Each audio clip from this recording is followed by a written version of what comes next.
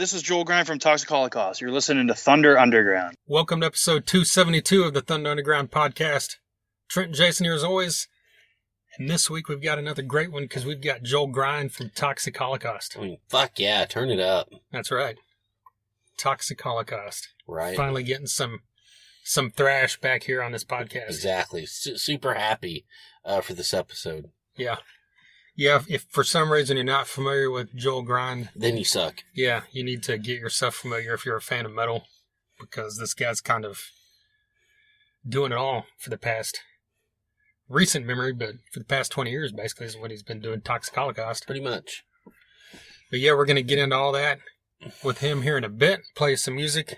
But first, we got to let you know that we're sponsored by Sunset Tattoo, DEB Concerts, and MedFarm. MedFarm's a dispensary located in Broken Arrow, Oklahoma at 24683 East Highway 51. They've got a huge selection. You can check it all out online at leafly.com. You can see all their specials that they're constantly running if you follow them on Facebook. That's MedFarm, PHARM. Follow on Instagram as well at MedFarmOK. Their website is medfarmok.com. And if you tell them Thunder Underground sent you, or mention our name, they'll give you 10% off your first order, which is really cool. And on top of all that, Cannabis with a Cause is their slogan because 30% of their proceeds go into build no-kill animal shelters. Right. That means nearly a third of what you're spending is going to do that. You can also call them, text them to place your order, and just go straight to the drive-thru, which is very cool. Drive up, drive through, get your product, and get out. In this day and age, that's an easy and a good way to do stuff, and a lot of dispensaries don't offer that, so get over to MedFarm because they do. And, like I said, pretty much every other dispensary isn't putting 30% of their proceeds towards a good cause like these guys are, so right. Get over there and check out MedFarm and tell them we sent you. Sunset Tattoo Tulsa. Tattoo shop located right here in Tulsa, obviously, at 3146 East 15th Street, right there in Midtown. Give them a call or send them an email to set up a time that you can go in and talk to them about what work you want to get done. They've got over 25 years of experience, and you can see all of that experience in photos on their Facebook and on Instagram. So give them a follow and a like there so you can check all that stuff out. They're state licensed. More importantly, they're mother approved. That's right. That's right. Do you think your mother would have approved? Oh yeah, she would. Of Sunset I Tattoos? haven't gotten a tattoo from Sunset Tattoos, but she would approve. I just know it. Yeah. Well, we will though. Right. Yeah. And I have more than one family member that have gotten tattoos there. That's right. And it's great work. Good stuff. Yeah. So take that into thought and give them a call. Right. Yeah. And set it up and tell them that we sent you. And then, of course, DEB Concerts. Promoter right here in Tulsa that keeps bringing some great stuff to the IDL and the BOK. Saxon came to the IDL Barroom in downtown Tulsa because of DEB Concerts. So right. We forever love them for that. I couldn't believe it. I know. Same with Junkyard and Last in Line. Bands that normally probably wouldn't have came to Tulsa if it wasn't for DEB Concerts. Exactly. We love Doug. That's right. And they keep bringing them in. They've had some shows obviously get canceled because of all the stuff going on with shows not happening. But the Poison, Sebastian Bach, Tom Kiefer show is postponed. We'll let you know whenever a new date's announced on that. But in the meantime, August 15th, Dead Metal Society will be there along with Rocket Science, which is very cool. Both of those bands are great live. And then October 23rd, LA Guns will be making their return. The Tracy Guns, Phil Lewis version of LA Guns will be making their return to Tulsa. And once they have openers announced for that, we'll let you know as well. Both those shows, you can get tickets online, Stubwire or debconcerts.com. Follow them on Facebook so you don't miss any updates on any future shows and any other announcements like the Poison thing and all that great stuff. And of course, we'll let you know as soon as we find out as well. So once again, thank you to DEB Concerts. All right, we're going to play some music before we get into this. And we're going to play a song that we've been meaning to play, but for some reason we haven't yet. But we thought this is a perfect episode because it's Toxic Holocaust, and this is a band that fits well in that vein, right? Of course.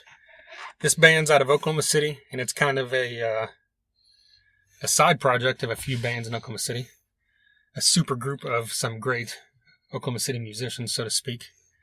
But we'll talk about that here in a minute. But this song is called Rad, and this is Will Grimm Brown.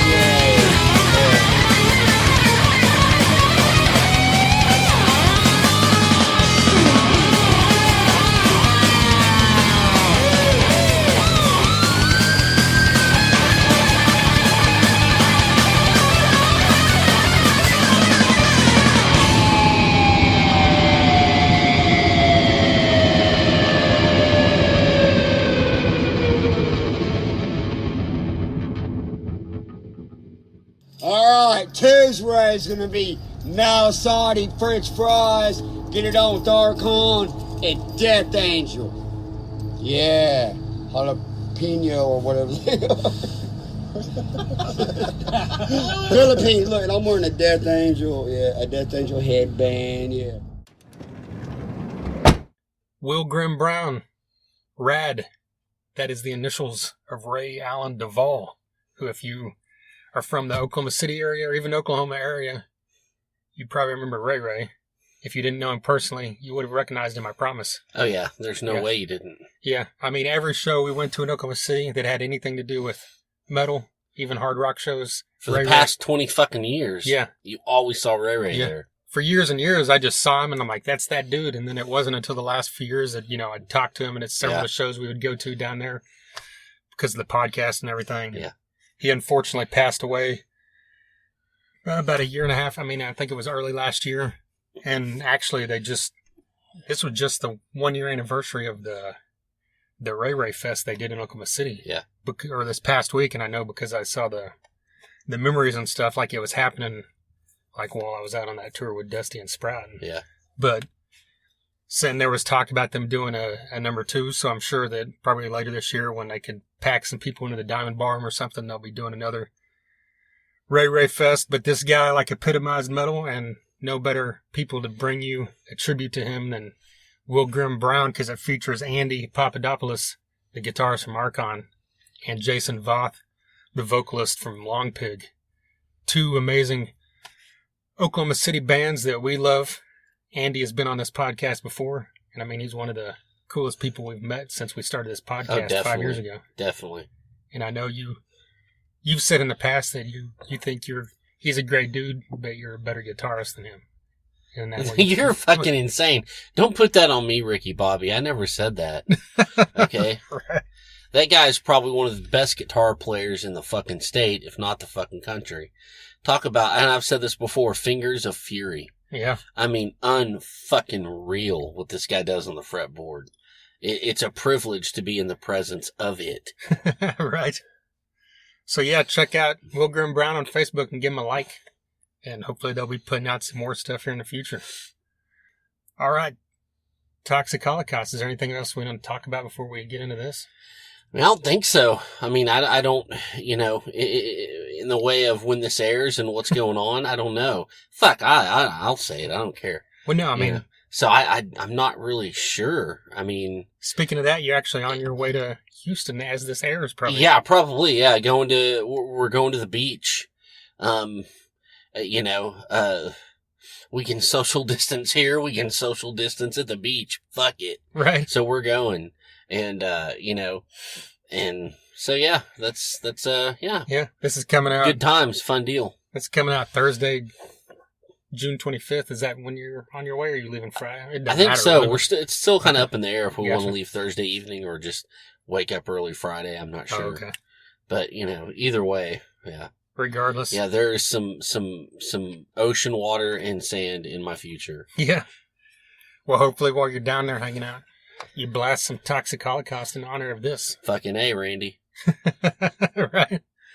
Yeah, Primal Future 2019 came out in 2019. Great record. Yeah, towards the end of last year. We talked about it last year when it came out, and then, of course, here in this interview again.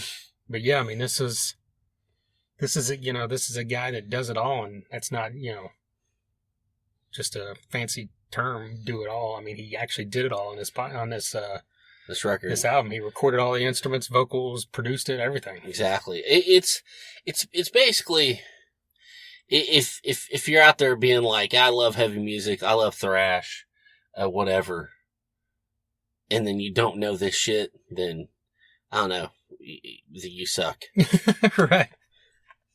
Yeah, I mean, there's so many great. I mean, we've talked about this a few times. There's kind of been a resurgence of thrash over the past decade, really. Mm-hmm. And I mean, it's not like it's been a resurgence as far as in the national spotlight.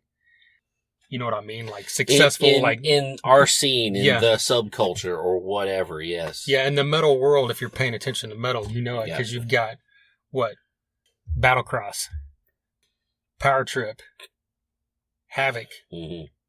Toxic Holocaust. Right. I feel like there's another big one. Oh, yeah, Municipal Waste, obviously. Right.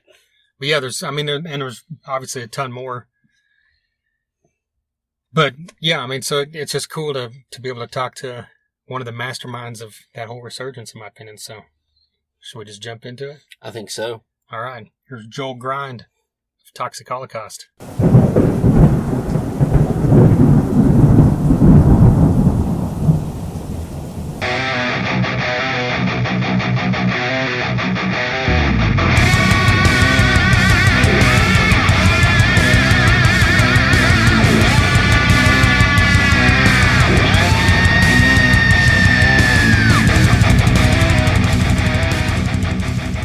Yeah, I have.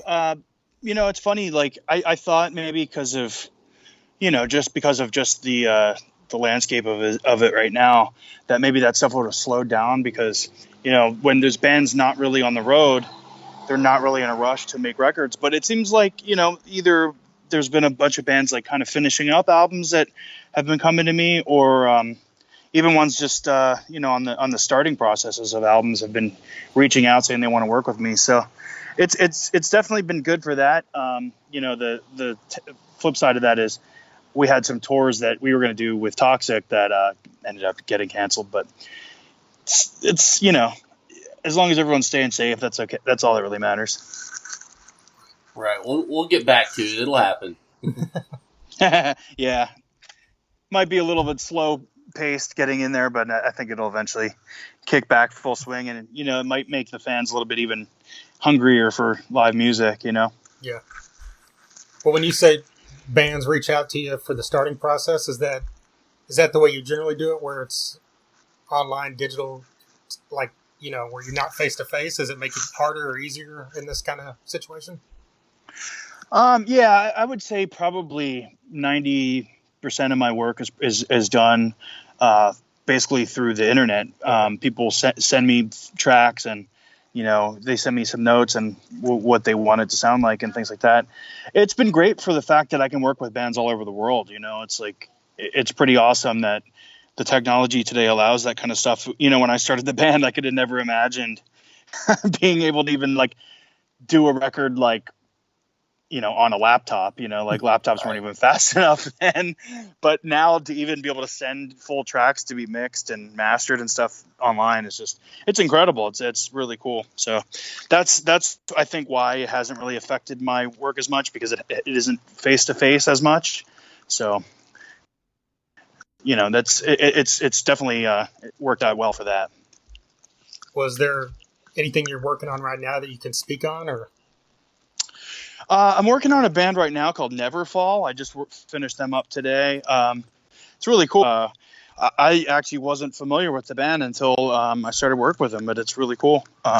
Yeah, that it's cool because I get to hear bands, you know, from bands that are more established that, you know, people know well, like Exhumed and Midnight and stuff like that, to bands that are just starting. You know, it's like it varies all over the map, and I found out about some really cool bands that way. It's pretty. I'm pretty fortunate to be in that position to kind of be at the forefront of like a lot of these bands starting up, and you know, I find out about a lot of cool shit that way. Say you're producing, you know, a Toxic Holocaust album. Are you able to look at it differently, like kind of from an outside perspective, the way you would if it was another band?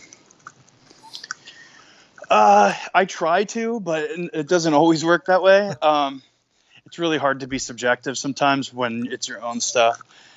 My method now, after just doing this long enough, is the way I kind of do it is I'll write a bunch of music and then I'll start working on what I think will be the album. And then I'll usually write more than what I need to, and, you know, record some more stuff than maybe I need to, and give it some time. And then I listen back with some fresh ears and then kind of assess from there. I find that just doing it with, you know, fresh ears is kind of like being impartial, because sometimes you can work on stuff so fast that you kind of forget what you did. And it's good to kind of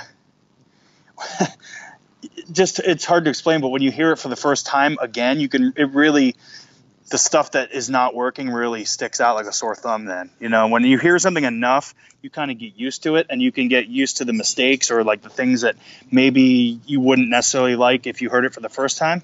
But if you hear it enough, you can kind of just get used to it and look past it. But when you listen to it for the first time in a long time, you kind of go, oh yeah, that's why that part was bugging me, you know, when I first started writing this, you know, that kind of stuff.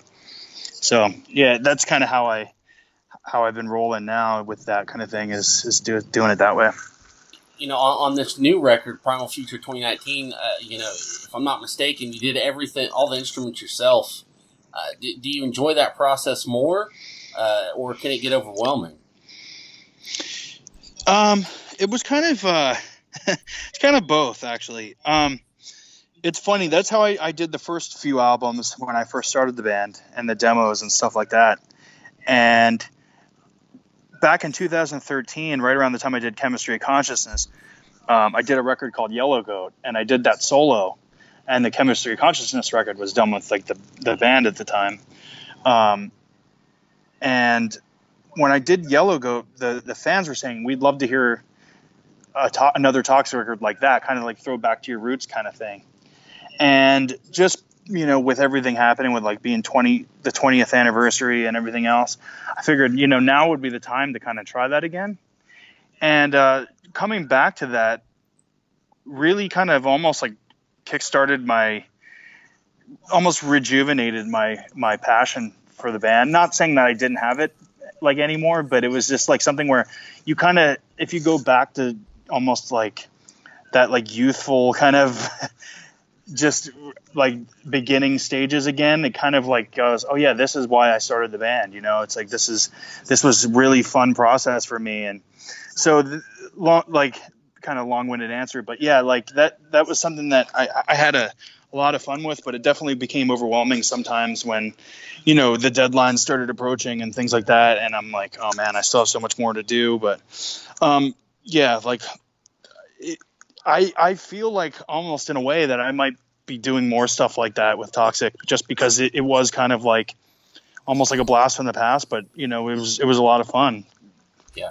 Well, you know, of all those playing instruments and the recording, the producing, What do you feel is that you're strongest at when it comes to all that? I would say probably guitar. That's probably where I'm strongest at for like instrument wise. But I would say in general, probably just like maybe like songwriting. I never really fancied myself as being like really like virtuoso or instrument that, you know, like really into like playing instruments. It's just kind of, I know enough to get by, and I know enough so I can convey the songs that I want to write, you know. And that's mainly why I started learning other instruments. I started out on drums, but I learned guitar and stuff like that just so I could write songs. And that was what I really wanted to do, you know. Like it's great being like an awesome musician, and like I love, you know, shredding guitar players just as much as the next guy. But if you don't have a good song to back it up, it's really, in a way, pointless. Yeah. Well, I kind of noticed on Primal Future that your vocals seemed a tad bit higher than they previously had. Was that something that just naturally happened, or was that like a calculated, idea? It was something that basically with doing this record, I wanted to do something. I don't want to say polar opposite from the last record, Chemistry, but just something different than the last record, because when I did Chemistry, I really liked the way that record turned out. And it was actually tough for me to think about doing another record after that, because I kind of felt like I achieved what I wanted to achieve with the band. So I figured if I was going to do another record, I'd have to be something different, you know, like I didn't want to do the same record again, you know. So it was kind of something that I originally, when going into it, I knew I wanted to do longer songs, a little bit more, you know, bigger arrangements, like more, you know, like more epic parts in the middle, things like that. Like which I haven't really explored before. I would always do like 1.5, 2 minute long songs, which I love still. You know, my attention span isn't that long, so I like those. I like those quick songs too. But I wanted to do something a little different, so I wanted to expand the arrangements. And what came with that was also like, I hate to use this word melodic, but I wanted to explore melody a little bit more. So I guess that's kind of where the higher vocals came in. I tried doing the normal, like more Tom Angel Ripper Sodom type vocals like I normally do on the stuff. And it just didn't sound as good to me, you know, with this kind of music. You know, it just didn't seem like it fit as much. So that was kind of my thinking at the time of why I think that's why the vocals kind of went in that direction. I've always thought your lyrics are always relevant and important. Do you like map out that kind of stuff beforehand? Like, do you ever write lyric wise before you have the music, or does it come afterwards? Lyrics usually come afterwards, but I don't shy away from changing the music if there's a part that, you know, I think would fit better lyrically. You know what I mean? Like a lot of people, I think sometimes get stuck with, they write the music and then they have to shoehorn the vocals into whatever music they write.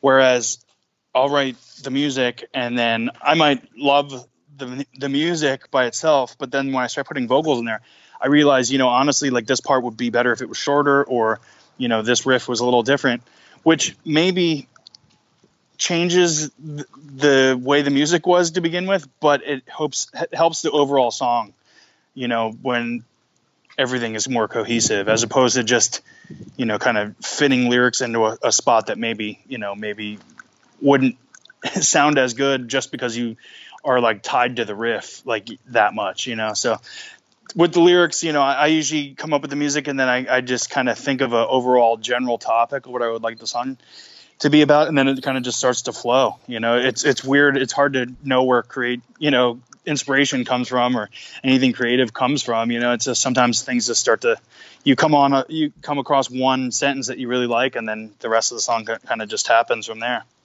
To that, who are some of your favorite lyricists?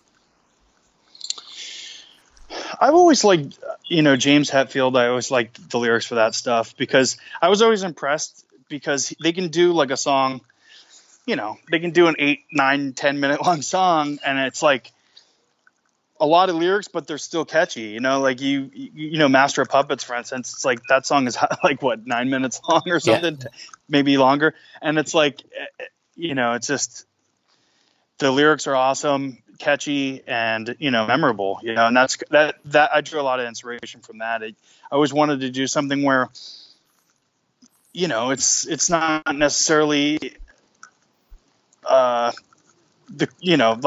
I don't like to be very obvious about what I'm talking about all the time. I like sometimes to leave it to interpretation.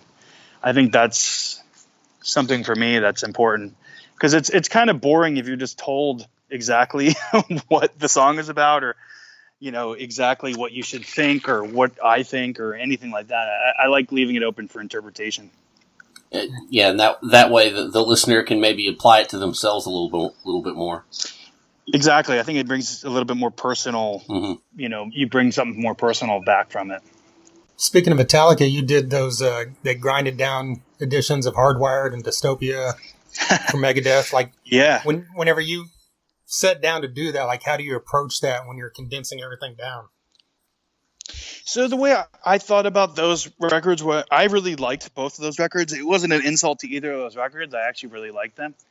And they're, as a testament to that, is why I decided to work on those records, because I just kind of filtered it through the way, if those were Toxic records, that was my sensibility, like, added to those records, where the songs were way shorter, it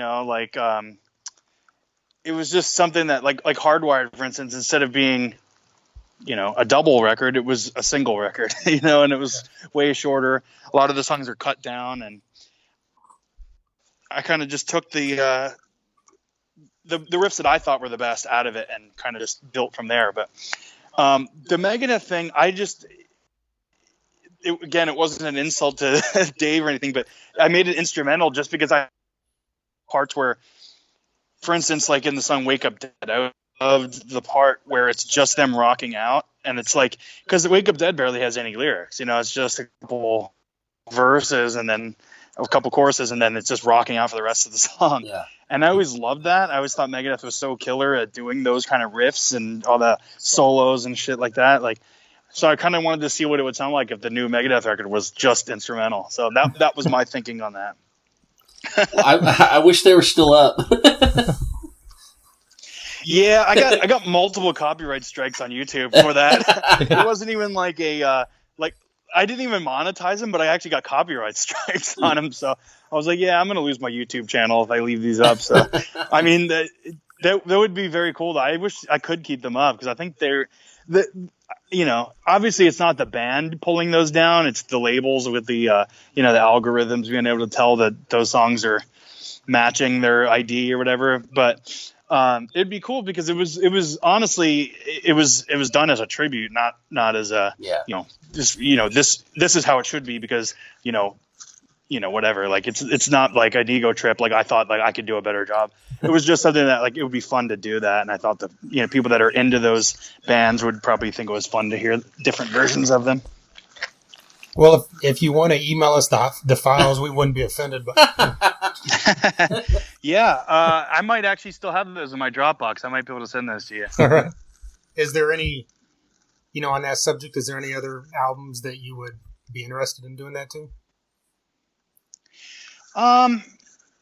I always thought it would be cool to do something like Sepultura Rise, even though I think that's an awesome record. I think that's like probably as close to a flawless record as you can get. But I thought it would be cool to make all those songs, because there's so many awesome riffs on that record. I thought it would be cool to kind of turn that into like a Rain in Blood, where the songs are just like very short and it's just like the cream of the crop riffs, like without a lot of the ambient stuff that they are doing on the record, which I think is really cool. I think it sets the tone for the record and everything, but I thought it would just be fun to kind of make that, like a Rain in Blood, basically. Well, kind of on a different subject, you've, with Toxic Holocaust, you've got a great logo, and that's kind of been going back to the 80s thrash bands, they've all got great logos. Are there any of them that's like your favorite throughout the years? Oh, man. There's a lot, man. I always liked Sodom's logo. I think it's just, it's just classic looking. It just, I think it's, especially because of the name, the way it's just a simple name. And, unfortunately, I missed the time period where you could name your band like a thing like Death or Sodom or Right. something like that. Like Yeah. it's hard to find a name that isn't taken now that's like a single thing. But I think that's just a classic one. Of course, Metallica. That's just so iconic. Yeah. Trying to think. I mean, there's so many of it, but trying to think of like some of my absolute favorites like that really stick out. I mean, Destruction. That's such a cool logo. That's where the 3D version, the 3D part of the Toxic logo came from. Is this Destruction? Like I wanted something like it's just a complete rip off of that because I love the 3D look of that. Did you draw your own logo back then, or did you have someone do it? No, this guy named Zach did it. He from San Diego. Did it years ago, and we were basically, passing ideas back and forth. And the Destruction 3D part was definitely mentioned in there. I was like, we got to make it 3D like that. So. Well, on another completely different note, recently we had Florida Frank from Hatebreed on the podcast. Oh yeah. We told, I mentioned to him that we were scheduled to talk to you, and he said to say hey, and then to ask you about drinking around the world at Walt Disney World. Oh man. So a little short story about that leading up to it.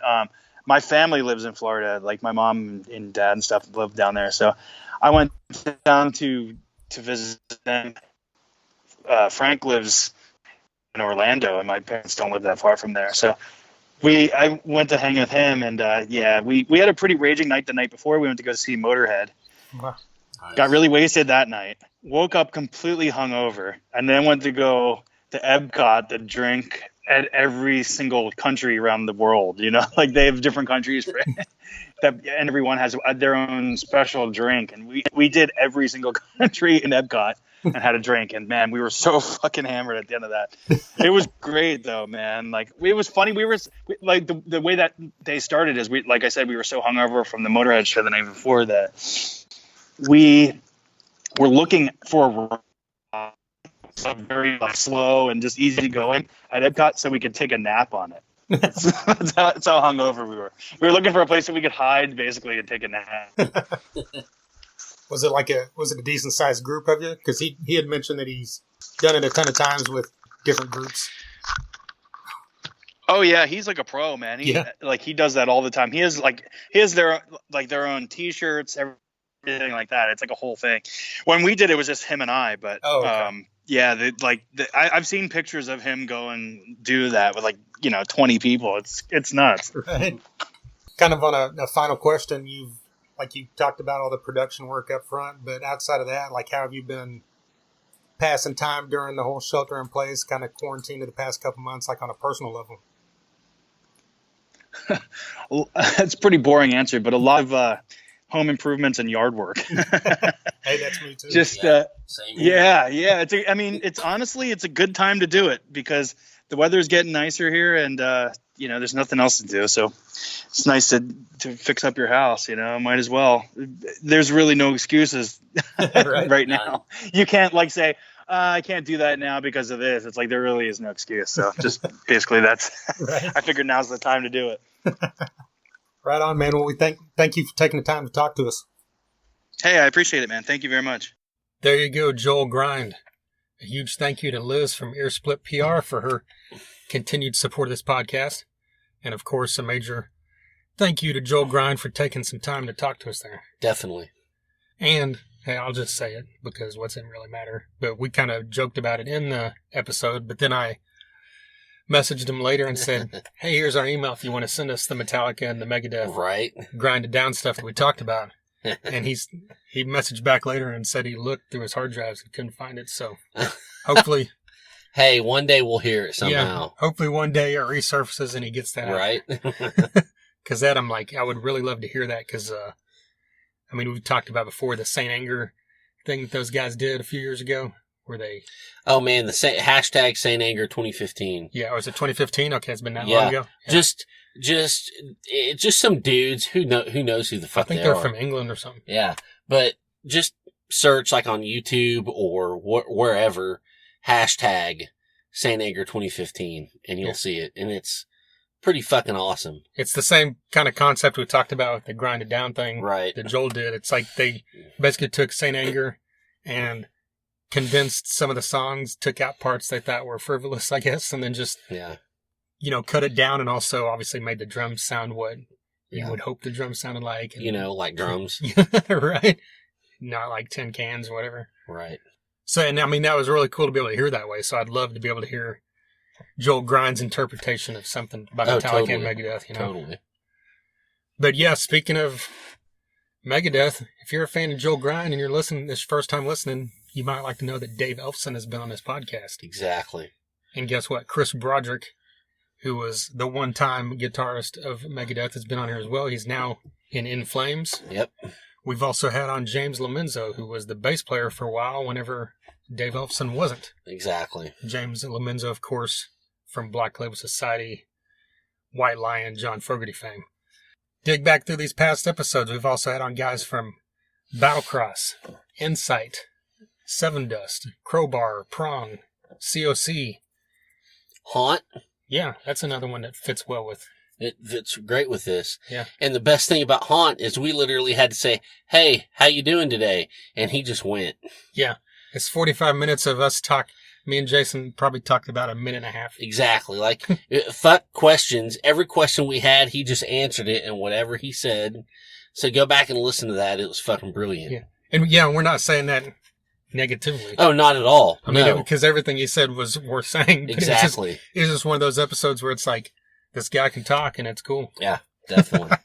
But yeah, that's a band that if you're not familiar with Haunt, you're listening to this because you like Toxic Holocaust. I mean, they're not straight up thrash like that, but they've got the old school metal. Yeah, they're more of an old school new wave of British heavy metal, retro, like Night Demon-y kind of thing. Speaking of, Night Demon's been on here. Yeah, they've been on here 3 times. Multiple times, yeah. Scattered Hamlet, who isn't really in that style, has been on here a bunch. And I just mentioned that because Adam Jode has finally brought back the YouTube show. Oh, yeah. I meant to go watch that earlier today. I saw it, and I was like, I'm going to watch this on lunch, and I totally forgot. Well, by the time this airs, you will have seen it. Yes, because he put out a video of his top 5 most hated musical genres. Yeah. And we have to watch this shit. Right.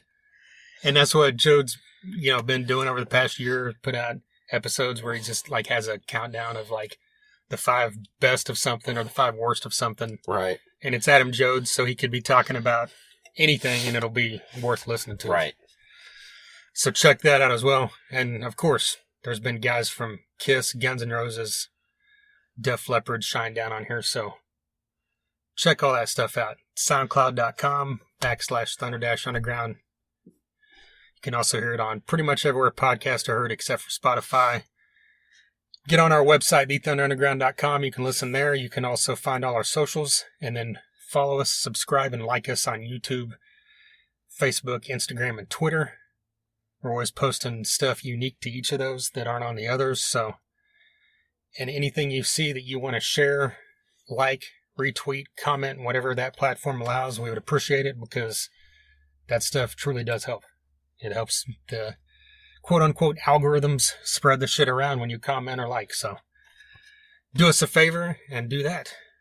All right. I guess that covers it for another episode. We've got coming up shortly Brandon Cook from the Loyal Order, Black and Blue, V from Violent Idols, PJ Farley from Trickster and Raw, and of course some other great stuff coming soon. Once again, thank you to Joel Grind of Toxic Holocaust, Med Farm, DB Concerts, and Sunset Tattoo Tulsa. Till next time. Thunder Underground, y'all.